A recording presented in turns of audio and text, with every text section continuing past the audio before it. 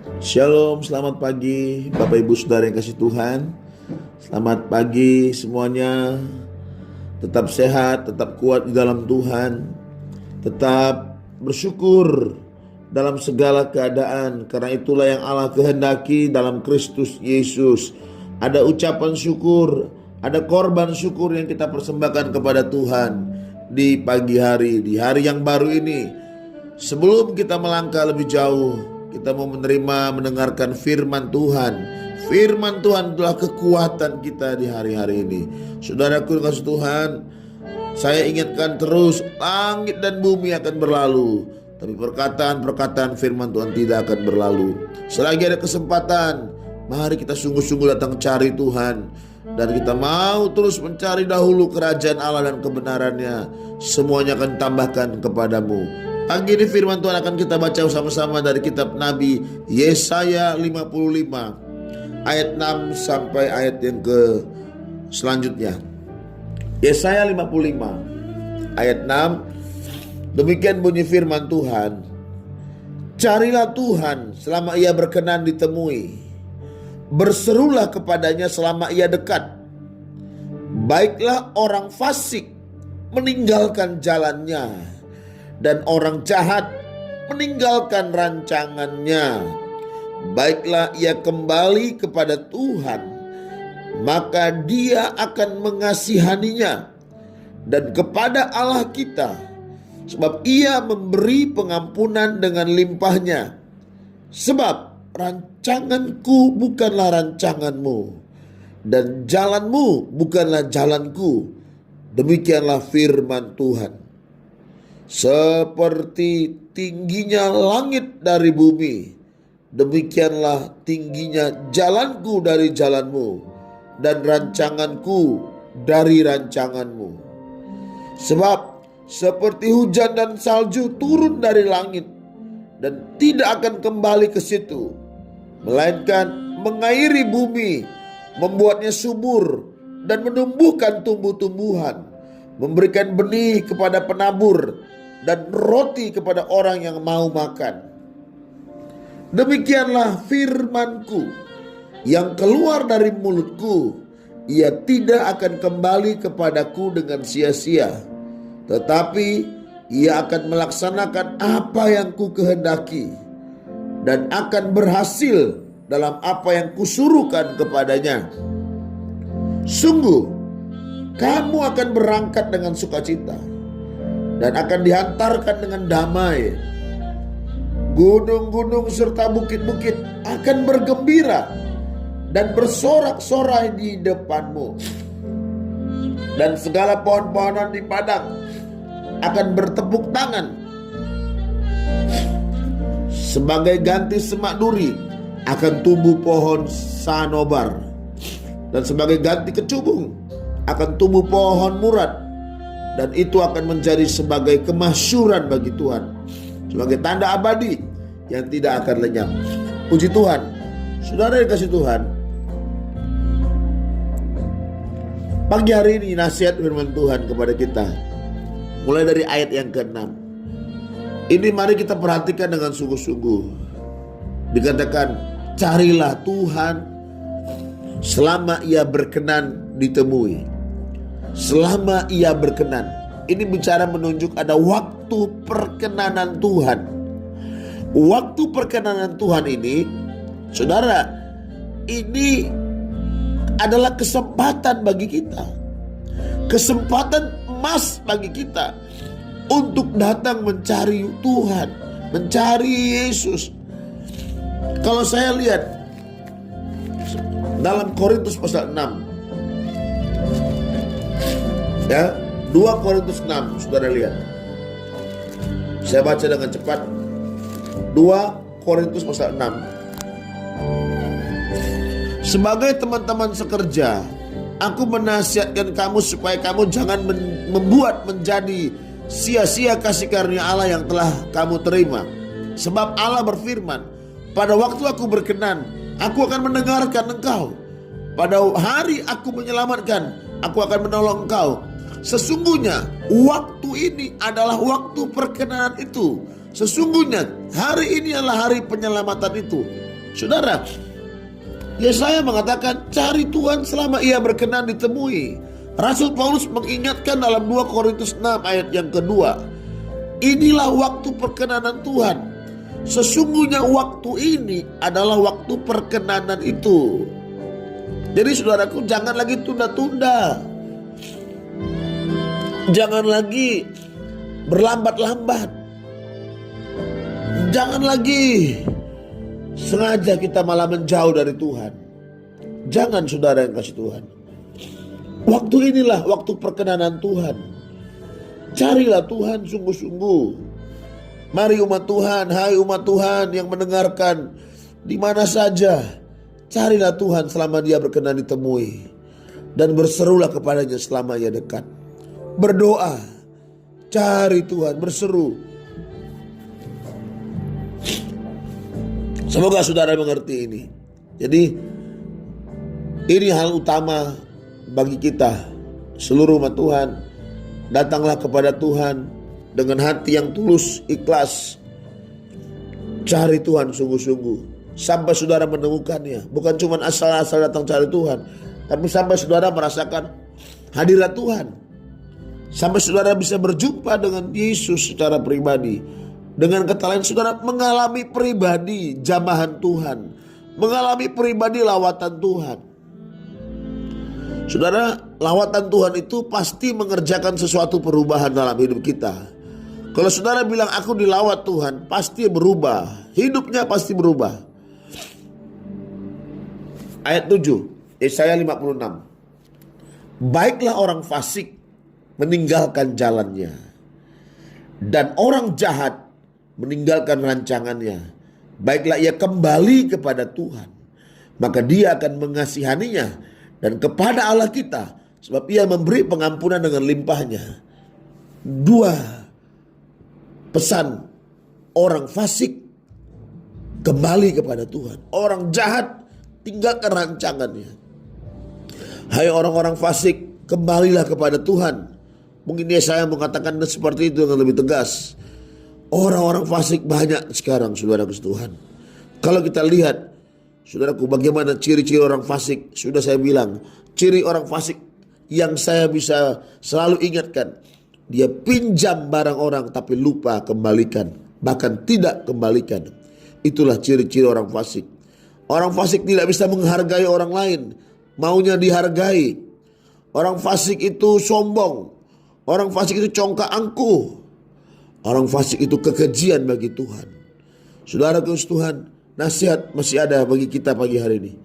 Baiklah orang fasik meninggalkan jalannya. Jangan terus berjalan di jalan orang fasik. Jangan duduk di kumpulan pencemooh, KPC, kumpulan pencemooh. Tinggalkan itu, saudaraku. Saudara yang dikasih Tuhan, hari ini Tuhan masih menerima kita, masih mau menerima kita kalau kita mau kembali kepada Tuhan. Tinggalkan jalan orang fasik, tinggalkan rancangan orang jahat, maka dia akan menerima kita. Dia akan mengampuni kita. Dia memberi pengampunan dengan limpahnya. Saudara, pagi hari ini saya ingat kembali bahwa orang-orang fasik itu nasibnya sudah ditentukan Tuhan. Kalau tidak bertobat, mereka akan dibinasakan. Mereka akan dibinasakan. Hari-hari ini kalau tidak mau dibina dengan firman, tidak mau dibina, tidak mau dinasihati dengan nasihat firman Tuhan, nasibnya pasti akan dibinasakan. Baiklah kita periksa hidup kita. Kita mau kembali kepada Tuhan, kembali kepada rancangan Tuhan. Ayat 8.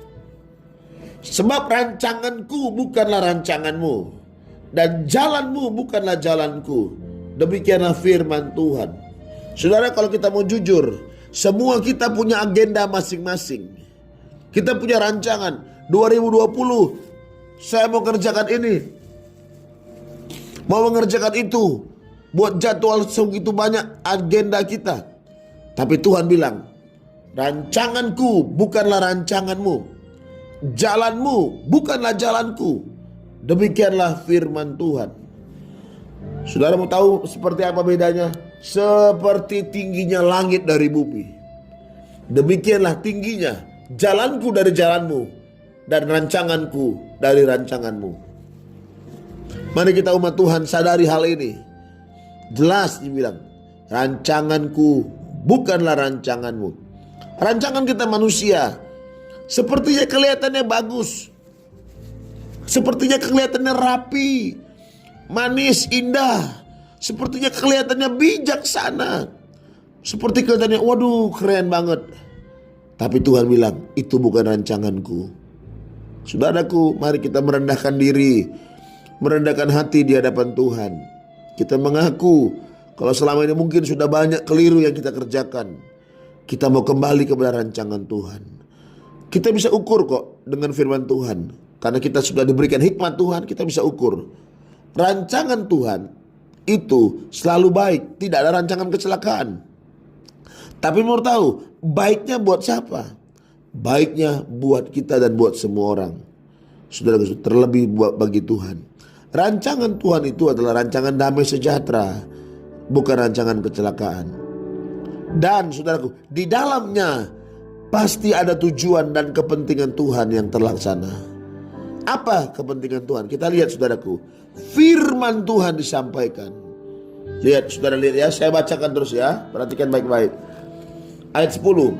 Sebab seperti hujan dan salju turun dari langit dan tidak kembali ke situ, melainkan mengairi bumi, membuatnya subur dan menumbuhkan tumbuh-tumbuhan, memberi benih kepada penabur dan roti kepada orang yang mau makan. Inilah bagiannya yang kita mengerti, saudara Tuhan. Seperti hujan turun dan salju dari langit, tidak kembali ke situ. Artinya apa, saudara Tuhan? Dijelaskan, demikianlah firmanku yang keluar dari mulutku, tidak akan kembali kepadaku dengan sia-sia, tetapi akan melaksanakan apa yang ku kehendaki dan akan berhasil dalam apa yang kusuruhkan kepadanya. Jadi rancangan Tuhan, jalan Tuhan itu ada kaitannya dengan kehendak Tuhan, dengan apa yang Allah kehendaki. Sudahkah kita mengerjakan kehendak Tuhan? Atau kehendak kita sendiri yang kita kerjakan? Ya, kehendak Tuhan itu ditemukan dalam firman-Nya. Demikianlah firmanku yang keluar dari mulutku, tidak akan kembali dengan sia-sia, tetapi ia akan mengerjakan, akan melaksanakan apa yang ku kehendaki.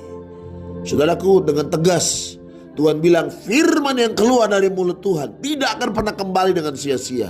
Dia akan mengerjakan, dia akan melaksanakan apa yang ku kehendaki. Saudaraku, jadi jalan Tuhan, rancangan Tuhan selalu berkaitan erat dengan kehendak Tuhan. Kehendak Tuhanlah itu yang kita kejar, yang kita cari dan yang kita lakukan. Ingat, Matius 7 selalu ingatkan kita, ayat 21. Bukan setiap orang yang berseru-seru kepadaku Tuhan, Tuhan, yang masuk dalam kerajaan surga, melainkan dia yang melakukan kehendak Bapakku yang di surga. Pada hari-hari terakhir akan banyak orang datang dan mengatakan, Tuhan, bukankah aku sudah bernubuat demi namamu? Bukankah aku telah mengusir setan demi namamu? Dan telah mengadakan banyak mujizat demi namamu juga? Apa kata Yesus? Pada saat itu aku akan berterus terang kepada mereka dan mengatakan, aku tidak pernah kenal kamu semua, hai pembuat kejahatan, enyahlah daripadaku. Saudaraku, yang menarik apa kata firman Tuhan?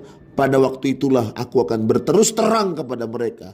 Kalau hari-hari ini sepertinya Tuhan belum berterus terang, belum. Masih ada kesempatan, masih ada waktu untuk kita memperbaiki hidup kita. Tapi buat saya, biarlah hari-hari ini Tuhan ingatkan, Tuhan mau berterus terang kepada kita hari ini dengan firman-Nya, supaya kita bisa mengoreksi hidup kita. Lakukanlah kehendak Tuhan, lakukanlah rancangan Tuhan dan jalan Tuhan. Ingat, saya ulangi sekali lagi, saudara Tuhan, rancanganmu bukan rancanganku, kata firman Tuhan. Jalanmu bukan jalanku. Walaupun kelihatannya baik, penuh hikmat, sepertinya merendahkan diri, itu kata firman Tuhan dalam Kolose, tidak ada gunanya, hanya untuk memuaskan keinginan duniawi, keinginan daging.